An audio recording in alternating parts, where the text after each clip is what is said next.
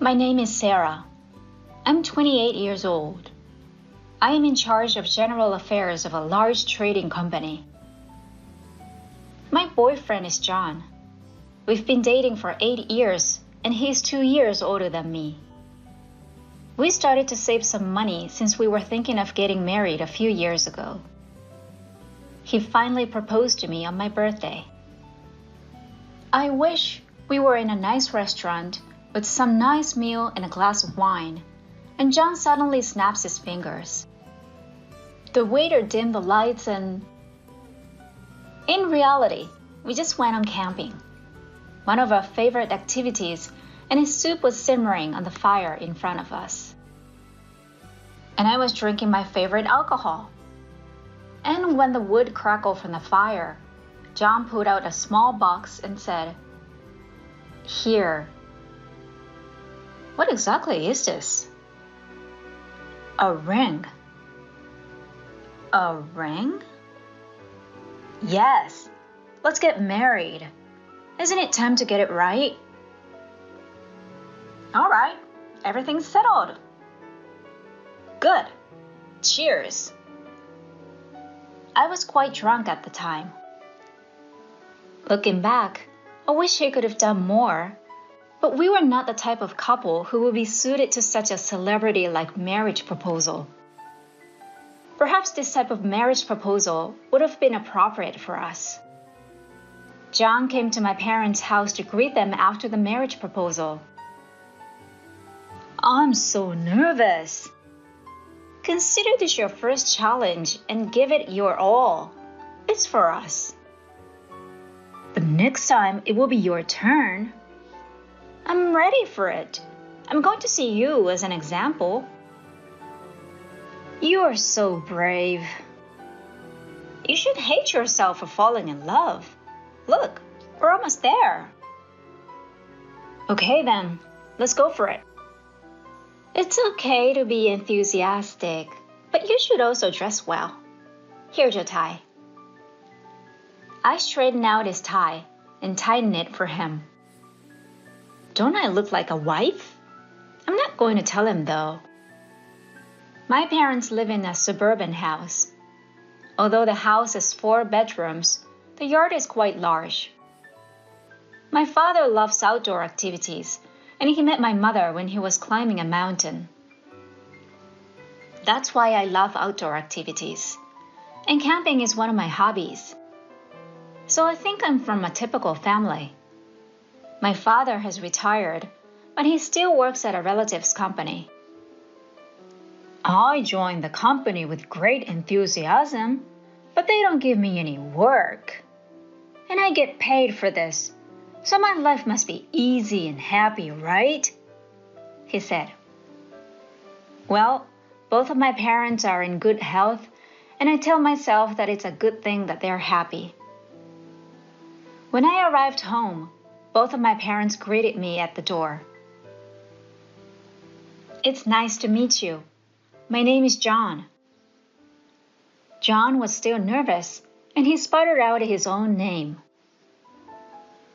I would like to get married with Sarah, he insisted. I fell in love with him once more. John, are you sure you're not going to regret? My father asked. If you're okay with it, go ahead. He laughed. My father has always been this way. Sarah's getting married, my mother added. I was furious. What are my parents on about? John was relieved, and we came just to say hello. But instead, we were asked to have dinner together and stay the night. When my mother called John's house to say that we would be staying at our house, John's father answered the phone.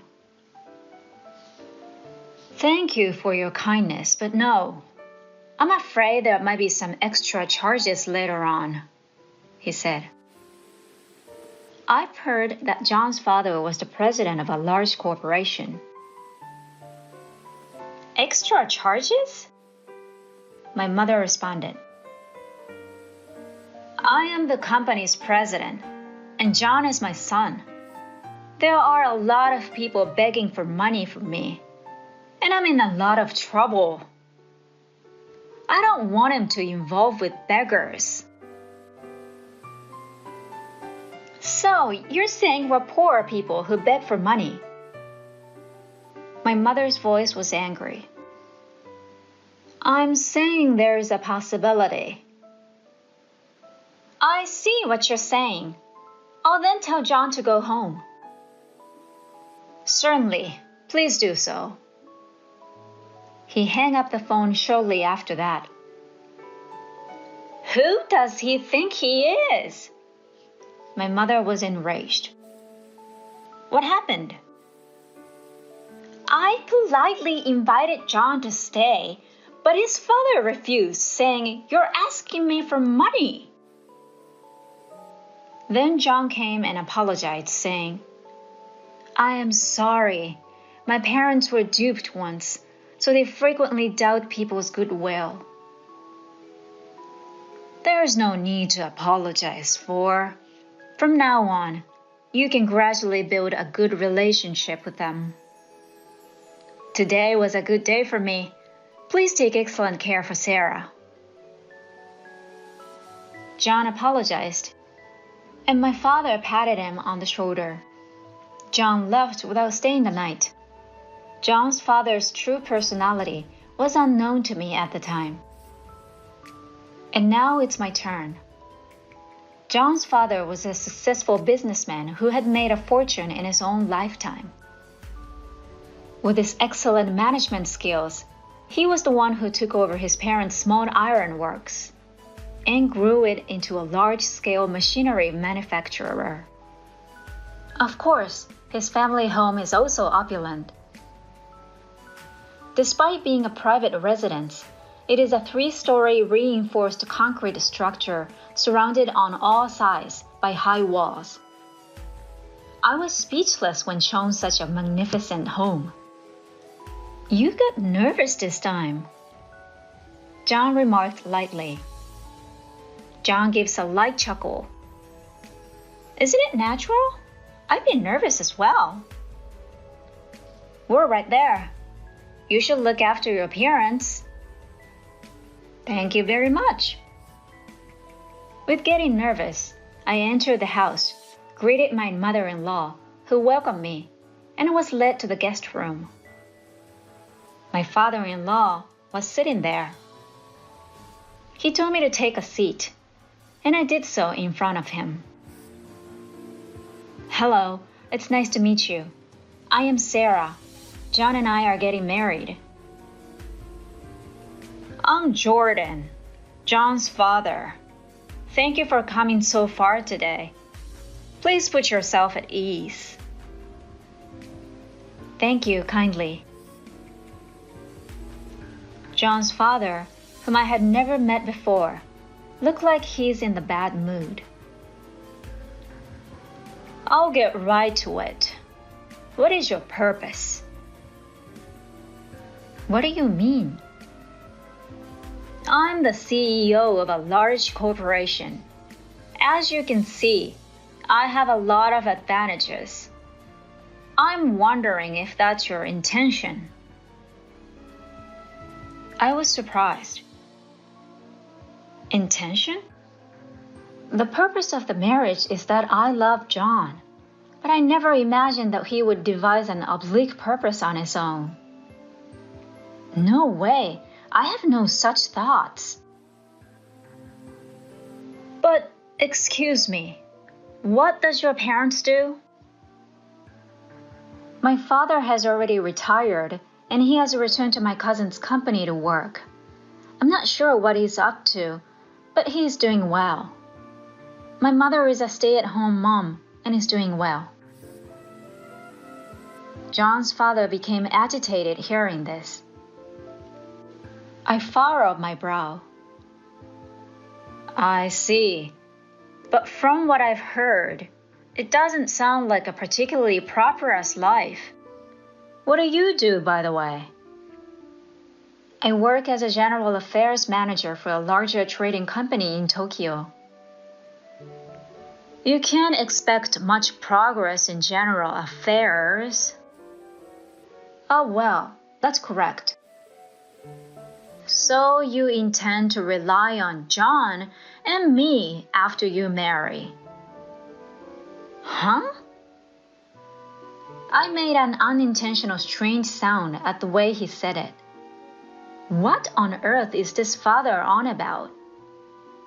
My thoughts shifted here. I had lost interest in greeting him friendly and courteous manner. What exactly do you mean? It means exactly what I said. You're going to flirt with my rich son to get on his good side because your family is poor, aren't you?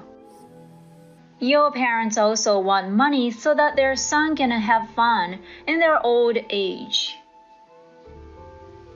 He's insulting not only me, but also my parents. I couldn't bear listening to him. What the hell is going on? I screamed. He went too far for making fun of someone. My face began to flush. Dad, that's not true. No matter how much you say, her parents were wonderful people. They greeted me with kindness when I went to greet them. They're not the type of people who would consider taking a job or relying on you. But that was insufficient for his father. Shut up! You're such a naive little boy. I'll look after you here. Then listen to me. I cut them off in their conversation. You say we're poor? I interrupted. We are not wealthy in comparison to this house, but we can have standard life. And please don't say anything bad about my parents. They have my respect, and they are wonderful parents. Oh, Sarah, please calm down. John became frustrated with my swordplay and attempted to intervene. But John's father ignored him. Keep your mouth shut. John's father glared at me in response to what I was saying and said, What I mean by poor is a family with less money than ours. A marriage cannot function unless both parties are on the same level, and those who do not have money will expect the wealthy to provide for them. So you'll undoubtedly do the same. Am I mistaken? You may argue that things are different now, but I know it will happen sooner or later. Something snapped in my heart when I realized his father is so judgmental. I see what you're saying. Please find a wealthy life. Please excuse me. I stood up. Please, please, please, she's leaving. John and his mother were shocked, but I left without looking back. Wait a second. John yelled after me. No. What's the deal with your father? He looks down on me as if I'm a beggar. He's repulsive. John was becoming increasingly irritated with me as I snapped at him. John is upset with me, and it was getting on my nerves. My father was probably in a bad mood today. Enough! Why must you say that to me? I don't need you making fun of me. Hey. I'm not in the mood for relaxing right now. I'm sorry, but I'm just not feeling it. Today I'm going home. Please do not contact me for a while. I clung to John. I removed John's hand and walked away. John called and texted me several times, but I ignored them. I came home that day, angry, and told my parents what had happened as soon as I walked into the living room. That's terrible, my father said. Is my family really that poor? That's just terrible. John was a good man, but he's gotten even worse since the last time he called. She was extremely disappointed. So how about you? Are you ready to leave John? I still love John and hope to marry him. I see. Why don't you think for a little before going back to see him? If things continue to be complicated, I'll go. Really? Yes. For the sake of my daughter, I'll look after it. My father was kind and confident. They don't seem to know much about us, so you should talk to them. My parents convinced me to meet John's parents once more. I contacted John and asked him to allow me to see his parents again. John was overjoyed and immediately got to work. I could now hear the start of the second round. My adversary was a formidable foe. Am I Don Quixote confronted by a massive windmill, or am I a hero of justice defeating an evil monster? On Saturday, we decided to see at John's house. If it was a decisive battle, it would have been on Friday, but it was on Saturday for me. Saturday has come. I was agitated all morning, staring at the clock, anticipating the appointed time. When the time has come, I met John and we drove to John's parents' house. When I entered the house, my father-in-law was still sitting in the guest room. "Hello, it's been a while," he said. I said hello to him. My father-in-law continued to look at me as if he was looking at something bothersome. "Why have you returned?" "My motto is I never give up." I smiled. My father-in-law's attitude was the same. "I will not change my mind no matter how many times you come, so please don't waste your time." Yes, I see, but I won't just leave. I have my own pride. When my father-in-law heard this, he changed his attitude. "Suit yourself. Do you have anything to say to me?" I repeated the words of my marriage proposal. "Please allow me to marry John." "No, John is not going to marry a poor woman." Expected response. "We are not poor. Furthermore, are you wealthy enough to call others poor?" Now comes the counterattack. "What the hell? I took over my father's company and grew it from 20 employees to 2,000 employees, including affiliated companies." Are you serious? How can I be poor from a great company? The sales have increased from 100 million to over 10 billion per year. Isn't that the company's money? It's not your money, right? Yes, the company is large, not you. I said straightforward to him. My father-in-law began yelling at me, possibly because he had hit a nerve. "What exactly are you trying to say? Enough with the disrespect. If you want to persuade me, show me that you have more money than I do." Is money the only way to judge a person? It isn't. Money is not to measure a person. My father-in-law's voice became even louder as I responded. "That's a scumbag's line. See if you really want money. I'll give you that money in exchange for you to never come to my house again." That sounds like something a wealthy man would say, and it suits you. Oh, come on, Sarah.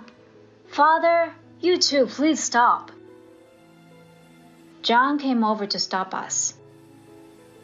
Don't say anything. No, this is between Sarah and I to begin with. Stop talking. I'm going to show this poor woman how wonderful I am. I will not marry you until this is resolved. We came here to talk about our marriage, but why is this happening? John was holding his head. I'd like to see your parents. Huh? Is that the case? Then I'll fulfill your request. I'll bring my parents the next time I see you. Yes, bring them to me, and I'll assess their parenting abilities. I'm sure they're just as rude as you are, because they raised such a rude daughter. Father-in-law sneered as he said this. Why someone like John was born from you? I'm sure your mother-in-law has great genes. Thank you very much, Sarah. Stepmother was overjoyed. Hey, why are you so cheerful? That's enough. We'll have a long conversation when your parents come over. I'll have a long talk with them and tell them that a daughter like you is not suited for this house. What a tirade! John, on the other hand, became enraged before I did. What a heinous thing to say! I no longer consider you to be a parent. I'm going to end the father-son relationship. So, should I divorce as well? I don't want to be with someone who says such heinous things. When I got home, I told my parents about what happened today. So you say, if you insist, I'll go see him. My father said after hearing the entire story. Yes, you should give him a good talking. I'd like to meet John's mother, however. You don't have to come. It'll be too complicated. I wanted to go. My mother began to look forward to meeting John's mother. She was so ecstatic that she imagined herself making friends with John's mother. Your pace will drive me insane. It is under my control. I'm only concerned with you. Mom pretended to cry out of frustration. By the way, what was the name of John's father again? Jordan. Jordan? When my father heard the name of Jordan, he began to twist his head. I was curious about it, so I asked my father, Do you know him? No, it's just something that's bothered me. Dad cocked his head once more. You forgot. My mother was joking. Ah, yes, that's him. That scumbag. He finally recalled. And he knew him? I was taken aback by the coincidence. What, you knew who John's father was? Yes, Sarah. Call John's father. Is next Saturday okay? That's all right. And I'm going to be late. So could you go ahead of me? What? You're not coming with me? I assumed my father would accompany me, so I was surprised to know that he would not. You know, the show star has to make an appearance at the end. I understand. I'm not sure what my father was thinking, but I decided to let him handle it. It was the day of the battle. I'm going to be a little late as I planned. I'll call you when I arrive, so just hang tight until then, he said. We came to John's house for the third time as the autumn season deepened. I arrived at John's house, briefly greeted him, and was led into the guest room. My father-in-law sat there, looked serious as usual. "Hello, mother-in-law. I was looking forward to seeing you today." "Hello, Sarah. I know your father is also here today. What do you think your father would like to drink?" She appears to be enjoying herself. I felt a little better after seeing her. "There is no need to prepare any liquor. I mean, this is the third time you've come. What a squandering of our fine liquor on a poor man." "Thank you for your concern, mother-in-law, but not right now." "Isn't your father with you, by the way? Did you get scared?" He continues to speak to me as if he looks down on me. He's only a few minutes late because he needs to get ready. I apologize. "Well, it doesn't really matter." In an irritated tone, John chastised him for his attitude. John is also in a pickle, I thought to myself. "Enough of this. I'll be the one getting married. You don't need to complain." His words also did not reach my father-in-law. Jordan replies directly. "I'm doing everything I can for you." When John heard this, he exclaimed angrily, "It's none of your business." My father called while we were having this kind of conversation. I just got a call from my father. He has arrived. I then heard the doorbell ring. "I apologize for bothering you." I could hear my father's voice. "Oh, hello there, my dear. It's been a long time." My mother-in-law greeted him in an unusual manner.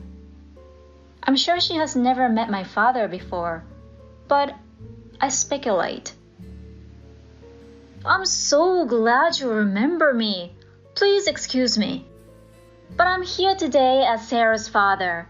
Thank you for having Sarah." "No, it's my pleasure. Everyone is expecting you. Please make your way this way." "Thank you kindly." My father was led into the guest room after hearing this conversation. "Good day, Jordan. It's been a while." When he saw my father enter the room, he abruptly stood up, erect and immobile.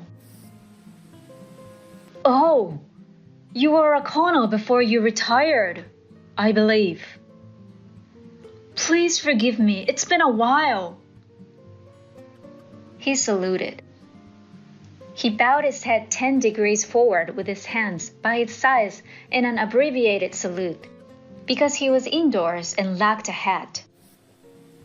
The unexpected event made it difficult for both John and me to comprehend what was going on. "Don't be so rigid. I was a colonel and you were a sergeant major a long time ago. After all, this is your house. You've made great strides. Wasn't it worth it for me to train you?" Anyway, I'm sorry to bother you here, but please have a seat." "Ah, thank you. You should sit down too. You're making everyone uncomfortable standing here." "Well, then, if you'll excuse me." The father-in-law sat down after saying that, but he sat down formally. "Dad, do you know each other?" I confirmed, as this was so unexpected. "Yes. When I was in the self-defense forces a long time ago, he came to us as a new worker." In contrast to my father, who spoke softly, who had been sitting on his haunches a moment before, curled up and shrunk back. Well, what a coincidence that we meet again like this. I heard that you are the president now. The dropout has come a long way, hasn't he? Huh. I apologize for the trouble I caused you when I was in the SDF. After retiring from the JSDF, I took over my father's company. And with all help, we've come this far. My father-in-law was trying to be polite during the entire conversation. He was in a red-faced. That lousy worker is now the president of the company. You're lucky to be president now. Well, can we stop talking about the old days? I wanted to hear the old story. I asked my father a question. Hey, you know what? Is Chief Petty Officer a big deal? You were a colonel, weren't you? Yeah, a sergeant major is like a section chief in a company. I was better positioned. My father-in-law nodded his head at that. I didn't know that John's partner was your daughter. My father laughed cheerfully. So, don't give me rank. I'm a retired civilian now. My father-in-law responded to these words, again with trepidation. He replied, Yes, sir. I will do so, sir. By the way, he said, straightening his back a little. He looked down at my father-in-law, who was curled up on his desk. My daughter has told me many things about you. You've always had this weird obsession with being higher or lower than your partner. I told you to stop it, but you are still doing it. I heard you look down on our daughter and say she's poor. That's right. My father-in-law shrank more and more. He said, Yes, I am truly sorry. No, after I retired from the military, I took care of a company. You may have heard of it, called Star Heavy Industries. The president of the company is my cousin. He has ties to the self-defense forces. So he is now the head of the technical development department and a director. Again, my father told acquaintanceships. My father-in-law's eyes widened at this. Yes. Is it Star Heavy Industries? Yes, that's right. As I recall, our company and your company have a business relationship. Yes, sir. Star Heavy Industry is an important business partner of our company, and we are always very grateful to you. I'm not here to talk business, but as it is, I think we need to give it some thought. The pressure of the father looking down, and the father-in-law got nervous even more. I had been looked down upon as a poor woman for so long, and even told that I wanted to see my parents' faces. That was truly exhilarating for me. No, that's very troubling.